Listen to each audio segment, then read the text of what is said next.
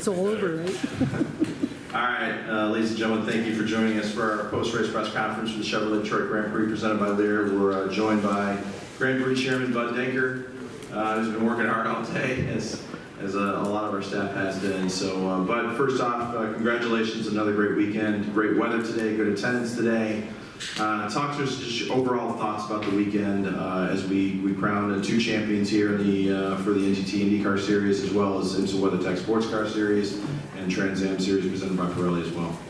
Well, there's so much to talk about. Where do I start after this month of the challenges we had with 27 days of rain out of 31, I think it was, the month of May. So that's number one on my list in terms of the challenges that we overcame. The team overcame, the operations team overcame. I mean, if you had seen some of the days we had down here, anybody in the Midwest knows what kind of things we experienced. But our team, our operations team is second to none. I'll tell a story a little bit later on about an example of that today that you all don't know about that we experienced today. But I'd say the changes we made were well accepted as well. The changes we made in the front straightaway, you saw the chalets, right, on the other side of the racetrack. The fans love being closer to the racetrack. They've always been behind pit lane. And our sponsors loved the chalets being that close to pit lane and a more panoramic view of the raceway as well, too. Michael Montry back here, our president, and the team put a lot of new ingredients. We had stands in platforms, we call them, in turn 2 with a bar. We had platforms in turns 8. Next year we need a bar there too, because they were always full. And the other thing, Michael, is the back straightaway grandstand here, grandstand number 6, and near turn 7, bigger next year because it was absolutely maxed out today, full of people. And then, of course, we moved grandstand 5 from turn 5 to turn 7 because we're going to plant a new garden there, a worldwide acclaimed garden. So that was, people loved that new grandstand too because it's on turn 7 into the straightaway, and they got to see a lot more action there. So I think all those changes that you and your team made, Michael, were well accepted by the fans. And you saw the grandstands today; they were absolutely, they were full, and that was terrific to see. If the reserve grandstand weren't full at the time, the grandstands back here were absolutely full. So that's what our sponsors want to see. That's what's good on TV. That's what I want to see, and we did that. Not obviously with the challenges of yesterday and the challenges that we faced some today that not many people know about. So transition into that for just a second, Bud. You kind of hinted to it. There were some things that happened behind the scenes that the operations team and you and Michael had to work very hard to repair, so we were in good shape today. You want to talk a little bit about that? Yeah, so during the Trans Am race, we had a car that just absolutely destroyed turn 12 at the end past the lagoon down here, turn 12, right? I mean, to the point that it took out fencing, it took out the barrier walls, took out the tires, so we had to rebuild turn 12. We had to rebuild turn 12, which means take the fence down, take the cables down, find new barrier wall, take the tires out, put new tires in, and then put steel plates fastening to the barrier walls. Steel plates that had to be drilled and put in. First of all, the plates had to be melted so you could bend them. That all happened in about an hour and 45 minutes. And the driver's parade laps did not come back there purposely. We took them around the fountain. And we didn't show any of it on TV, so you didn't know what was going on. So we finished that with 5 minutes before the call of command. And the guys were off the track, and we were racing right after that. So the things that you don't see behind the scenes that the team did, besides all the challenges of the weather this year, that's the kind of team we had here at Michael and his team. I mean, it was magical. We were all filthy, we were all tired, but in IndyCar, in fact, the IndyCar folks said that, the safety folks at IndyCar said that probably wouldn't have happened anywhere else. You do what you guys did. That's a compliment to the team. That's great. You mentioned yesterday as well, the challenges, unique challenges that we faced with the weather yesterday, and even with that, I think a credit to the fans and the support. Tremendous crowd that came back or stayed during all that. People left and came back, went downtown and came back. That was surprising to me.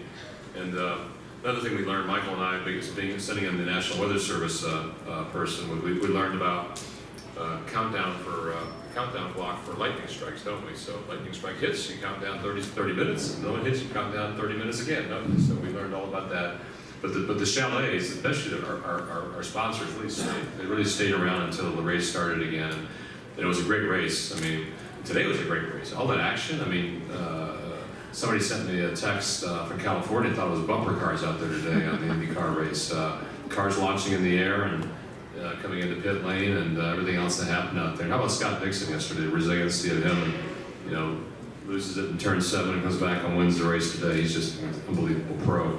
So, no, my boss is very happy, Roger, after winning 2 races yesterday and putting on a great race today, and then Will stalling the car in the back straightaway, probably 200 yards from being lapped. If you think about it, that pace car was right there, and he started that thing up, and he would have been lapped down. Would not have been a 3rd place finish for him otherwise. So, great attendance. Operationally, we had everybody off the island as far as the fans goes in less than 45 minutes, which is amazing. So I'm very happy, but also very relieved. And Michael Montry again and his team just did an amazing job. I think the other big change that we didn't really touch on yet is opening up the paddock for everyone. And how did that pan out? Big deal. We opened up the paddock free of charge. We used to charge what, $20, $15 before to come into the paddock? 25, wasn't it? 25. Yeah. 25. We did it free this year with pricier ticket. So we lost some revenue, but we've never been about the almighty dollar here. It's about inclusion, not exclusion. That's very important. We'll be more inclusive, and that allowed people to be in the paddock, but also allowed them to go to the Scott Fountain. And is there any more beautiful winner's circle anywhere than ours with the Scott Fountain flowing? And that I haven't seen one. I mean, that's just amazing. So that was another idea the team had to make that free of charge this year. Great band today too. Sun Temple Pilots was the biggest crowd we've ever had for a Grand Prix race. They were great.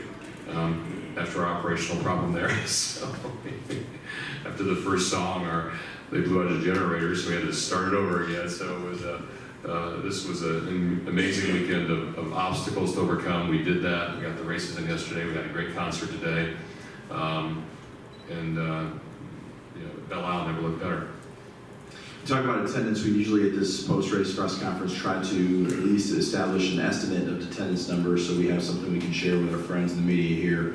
I know you've kind of been keeping on top of that along with everything else. So where do we shake out from an attendance perspective for this weekend? We were down yesterday because of the weather. It was impending all day, right? It was impending, and as a result of that, last year I think we were 103,000 and 105, I think. 105,000. Yeah. So probably about 10,000 less than that looks like total. We were off. Yesterday was off because of just if you saw it. Today was up.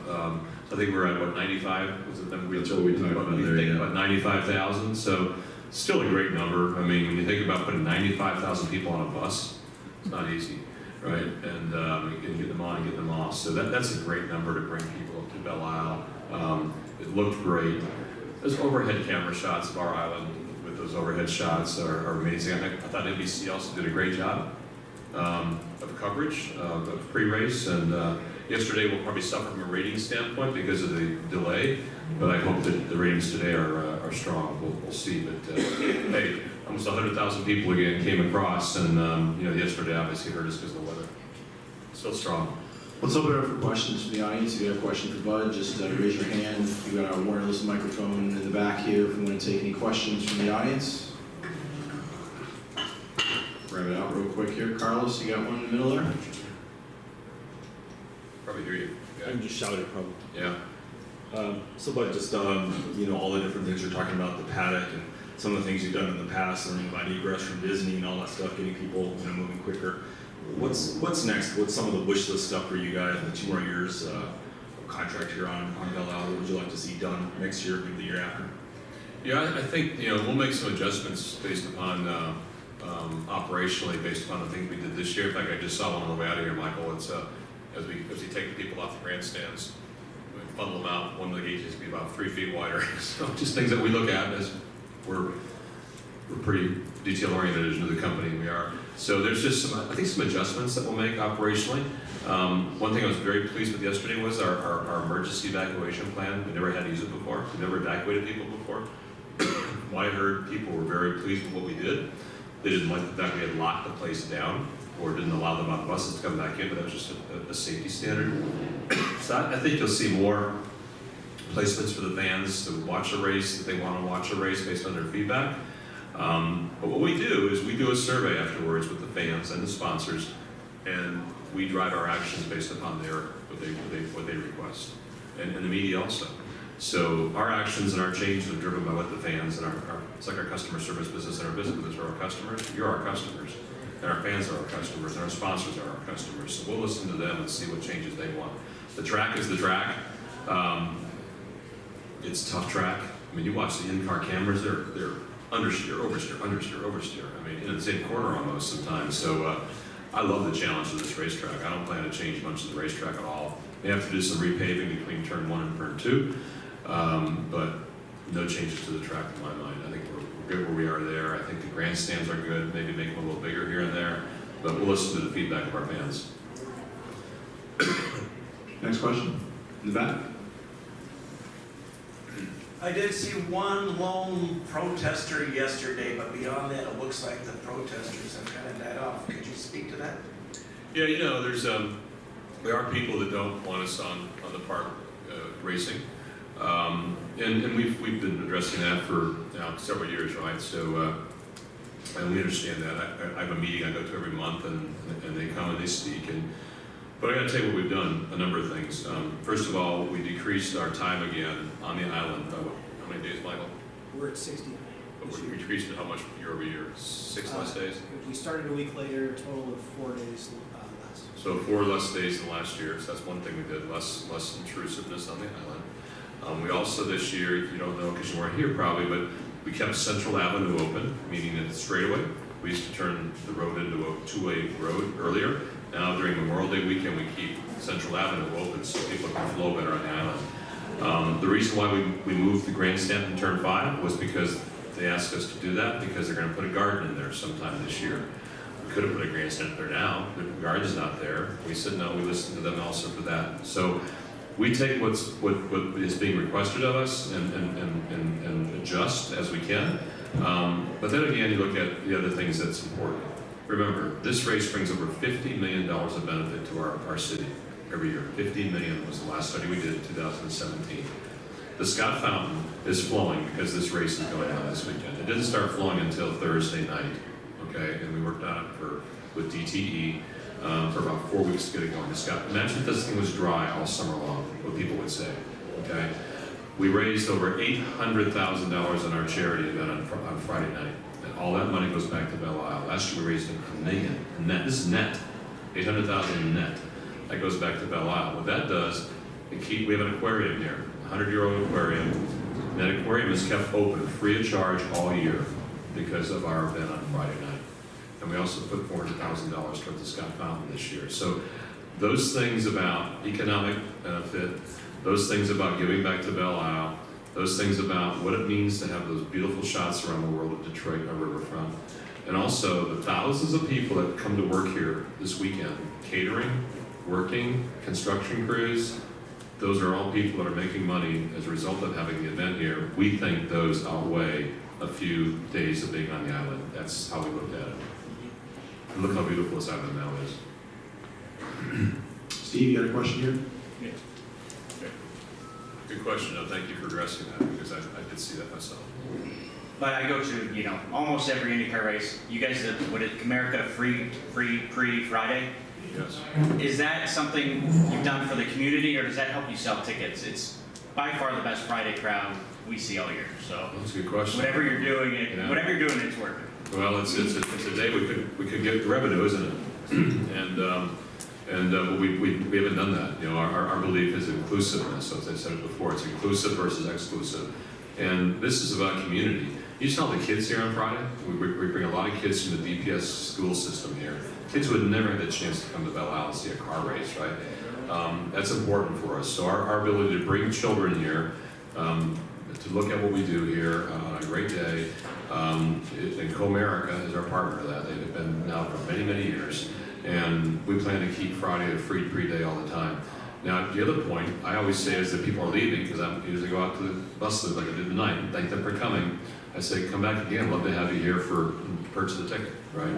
Remember also that on Saturday and Sunday, children are free 12 and under with an adult paid, so it's still a very, very inclusive event for a family to bring their family here for free of charge with an adult paid events. So no, I think there's two strategies there, as you said, but I think the most important one is to make it inclusive for our communities. We're in the middle of the city. We should make it open for our citizens. Other question? I recall a larger sanction fee from the state, and with some of the things he said, I've been to every IndyCar race this year too, and I'm looking at the banner, and this is one of the nicer banners of the year. It's just it goes beyond attention to detail. It's got to cost a little bit of money. So, from a business sense, doing Free Beer Friday and all the cuts you're taking with opening the paddock up for free, is it frustrating at all from a business sense? It's a good question. We've never have talked about the money we lose. I didn't say make, right? Because it's it hasn't been a priority of ours. We'd like to break even someday, but because we have great partners like General Motors. Remember, we had 75 sponsors, right? Part of this event. Who has 75 sponsors in any event, right? Do they give us enough money to break even in this program? No. But General Motors helps us obviously, and Lear Corporation helps us. But the priority has not been to be a profit center here. Priority has not been to look at the almighty dollar. The priority has been to give back to our communities. Roger's got a big heart. This is our city, and those things give up revenue. You're right. The other thing we did, you may not know about this, a week and a half ago, we announced we're giving $5 million to a neighborhood about 2 miles up the river here called Jefferson Chalmers. We're going to give $1 million a year and reopen a community center for them. So those are things that we're doing to be a good partner, a good community man. But there's no more bigger example of being a community partner than what we do here on Belle Isle. So yeah, we'd like to do things right way. And when has Roger never not done that the right way, right? So in fact, it was funny on the way out, Roger was telling me some things he wants to change already for next year. So nothing big, but there was something in the middle of the front stretch that was sitting there for a couple of days and didn't think he should be there. So those are kind of things that we look at, and details that he thinks that he sees that maybe somebody else missed. So, but it hasn't been the idea of making a profit here would be nice, but it's not a priority. It's just not. Any other questions? And we have, just remember, we have 2 years more in our sanctioning series with the IndyCar series, IMSA series, as well as the state that runs this park. So we've got 20 and 21 ahead of us that are confirmed. Hopefully many more after that. Any other questions from the audience? Thank you all. Media is so important for us here. I hope we took care of you this weekend as well. I know last year we had you in a tent, brought you back into the casino. So I hope the casino was adequate for you as well. And it's great to have everybody here and your support too, because that means a lot. We've got some people that, as you know, are dissenters, but we've got, as I look at it, 90-some thousand people that came across that bridge that like having the event here. That's important for it as well, isn't it? I think we have one more question here, no problem. Okay, Bud, you talked about being able to repair the track, and was that almost a matter of luck today, or that you had materials in place to do that? No, it's a matter of planning and preparation. Okay. The cabling, the tires, the welders, whatever we needed. The drills, the bits. Our team has got all it on backup, and I think the best example would be to ask the IndyCar safety folks what they saw back there going on. It was amazing to me, and it was all hands on deck. And remember, these are volunteers that are doing this work for us. These aren't people that are getting paid a lot of money. These are people that are volunteers that take the time, that use vacations to be part of this. And once again, how about our volunteers here? Are there any better volunteers anywhere? Tell me. You've been to a lot of races. Are there any better volunteers that we have at Belle Isle? 1,000 people give their time to do what they do, and they're amazing. I call them, they're amazing fraternity and sorority combined. They really are the best. So my hat's off to them again too. And I'm sorry I didn't mention that before. When you think about it also, Bud, it was the 30th Detroit Grand Prix this year. We celebrated that here this whole weekend. And when you think about what this race has meant to the city, what it continues to mean to the city and to Belle Isle, talk about your pride over that and kind of carrying on that tradition now that we've got 30 behind us. Yeah, that's amazing, isn't it? 30 years of Grand Prix racing in the city, and 10 of which we've been operating, haven't we? You been here for all 10? I have. So I can't believe it. Yeah, that was a big deal for us. Emerson Fittipaldi was here, as you may have seen him around, and a number of our drivers that have won races here in the past. So it was a big deal for us to come back and and celebrate that. Our Heritage Center we had in the middle of the fan zone was pretty cool. It was great to have those three past champions here. So, yeah, number 31 next year. Move forward. Let's keep going. Let's keep going. All right. Thank you all once again. Appreciate you all being here, and travel safe back home, please. Thank you. As Bud said, thank you for all your coverage this weekend. We hope you guys enjoyed it. We look forward to seeing you again next year. Thank you. Yeah.